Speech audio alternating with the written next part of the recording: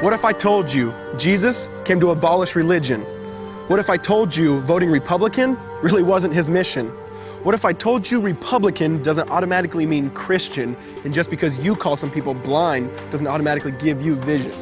I mean, if religion is so great, why has it started so many wars? Why does it build huge churches but fails to feed the poor? Tell single moms God doesn't love them if they've ever had a divorce, but in the Old Testament, God actually calls religious people whores. Religion might preach grace, but another thing they practice, tend to ridicule God's people. They did it to John the Baptist. They can't fix their problems, and so they just mask it, not realizing religion's like spraying perfume on a casket. See, the problem with religion is it never gets to the core. It's just behavior modification, like a long list of chores. Like, let's dress up the outside, make it look nice and neat. But it's funny, that's what they used to do to mummies while the corpse rots underneath. Now, I ain't judging, I'm just saying, quit putting on a fake look. Because there's a problem if people only know that you're a Christian by your Facebook. I mean, in every other aspect of life, you know that logic's unworthy. It's like saying you play for the Lakers just because you bought a jersey. See, this was me too, but no one seemed to be on to me. Acting like a church kid while addicted to pornography. See, on Sunday I'd go to church, but Saturday getting faded, acting if I was simply created to just have sex and get wasted. See, I spent my whole life building this facade of neatness, but now that I know Jesus, I boast in my weakness.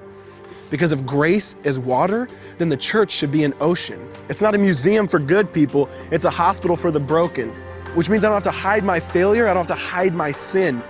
Because it doesn't depend on me, it depends on Him. See, because when I was God's enemy, and certainly not a fan, He looked down and said, I want that man. Which is why Jesus hated religion, and for it He called them fools. Don't you see so much better than just following some rules? Now let me clarify. I love the church, I love the Bible, and yes, I believe in sin. But if Jesus came to your church, would they actually let Him in? See, remember He was called a glutton and a drunkard by religious men. But the Son of God never supports self-righteousness, not now, not then. Now back to the point, one thing is vital to mention. How Jesus and religion are on opposite spectrums. See, one's the work of God, but one's a man-made invention. See, one is the cure, but the other's the infection. See, because religion says do, Jesus says done. Religion says slave, Jesus says son. Religion puts you in bondage, while Jesus sets you free. Religion makes you blind, but Jesus makes you see. And that's why religion and Jesus are two different clans. Religion is man searching for God. Christianity is God searching for man. Which is why salvation is freely mine, and forgiveness is my own. Not based on my merits, but Jesus' obedience alone. Because He took the crown of thorns and the blood dripped down His face. He took what we all deserved.